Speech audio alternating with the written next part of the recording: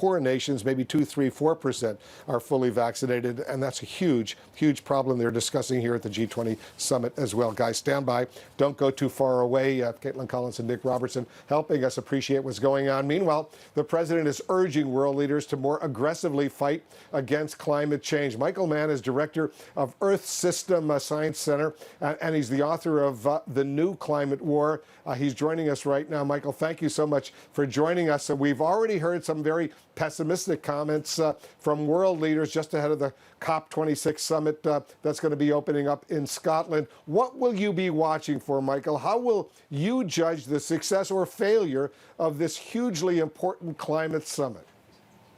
Thanks, Wolf. It's good to be with you. And I'm actually somewhat optimistic. What would success mean at COP26? It would mean a number of things. First of all, it would mean that all of the major polluters commit to the sorts of reductions that we know we have to see if we're going to avert catastrophic warming of the planet. That's a roughly 50% reduction in carbon emissions within the next 10 years. And part of the reason some people are concerned at this point is that there is what we call an implementation gap. There's a gap between the words that politicians are using, that world leaders are using, the commitments they're making, and the actual facts on the ground, whether they're doing anything to meet those commitments. Here in the United States, for example, while the Biden administration has committed to lowering carbon emissions by that necessary 50% within the next 10 years, we know that we don't yet have legislation in Congress that would codify that, and there is the continued construction of pipelines, gas and oil pipelines, which ultimately is inconsistent with stabilizing warming below catastrophic levels. Secondly, so we're going to need to see the major polluters of the world all not only commit to these reductions, but to actually demonstrate that they're taking steps to meet their obligations. Secondly, we need assistance for the developing world. They need to be provided with the resources that are necessary for them to leapfrog past the fossil fuel stage. We can't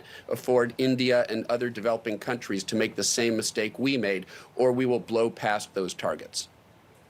What worries me, Michael, and I wonder if it worries you, is that the leaders of some of the world's biggest polluters won't be in Scotland. Does that hurt the push to get more concrete commitments? President Xi of China, for example, is not attending. Yeah, well, there is still some friction between China and the United States and other countries on a number of issues, not necessarily climate change. There does seem to be an increasing alignment on climate change. China has, for example, committed to building no new coal-fired power plants abroad. So there's been some movement. They're back at the negotiating table with the United States on climate. But I think there's some friction on other issues, and that may have something to do with why they're not there. I'm a little bit more concerned, actually, of two other countries that aren't there, Russia and Saudi Arabia, because Russia and Saudi Arabia are petrostates. They see their main asset right now as being fossil fuels, and they've fought tooth and nail over the last several years to prevent any international agreements to act on climate. I'm a little bit more concerned about those petrostates, those bad actors, and so we need to make sure that we hold them accountable in these proceedings. As you mentioned, President Biden wanted to come to this summit with an agreement on his economic and climate plan, an agreement passed by Congress. That obviously didn't happen. How does that impact his standing going into the climate summit in Scotland? Yeah, and so we're sort of in this in-between stage where there's this framework that has been announced, an initial framework that would include about $500 billion for climate, for clean energy, for